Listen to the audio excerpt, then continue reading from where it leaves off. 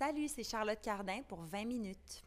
Ça me fait très plaisir de faire partie de ce line-up 100% féminin pour le Spotify Equal Festival.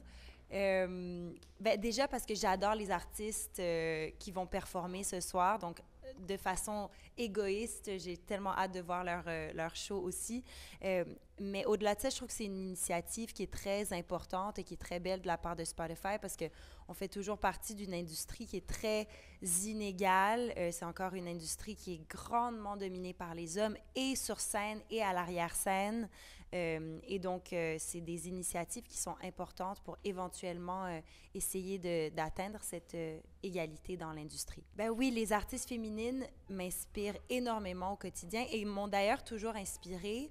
Moi, j'ai grandi en écoutant des voix féminines qui me touchaient et qui racontaient des histoires auxquelles je pouvais m'identifier. Et c'est ce qui m'a donné envie de faire de la musique. C'est ces belles voix féminines qui me touchaient droit au cœur. Et donc, pour moi, il y a rien qui me fait plus vibrer qu'une voix féminine qui raconte des histoires qui me touchent, quoi. Une très bonne question. Je pense que, bon, vite comme ça, je repense surtout à mes années dans la mode.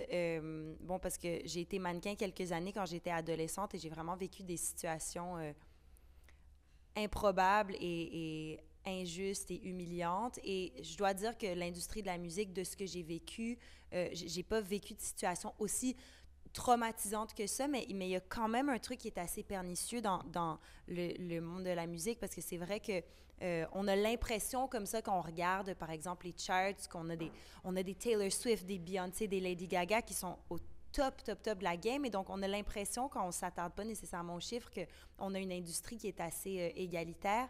Mais quand on regarde réellement les line-up de festivals, quand on regarde, par exemple, les rôles de production de musique, de tour managers, de managers de musiciens et musiciennes sur scène, on se rend compte que les femmes font, je crois, même pas partie de 15% de l'industrie au total, ce qui est hallucinant. Donc, il y a vraiment encore énormément de chemin à faire dans cette industrie.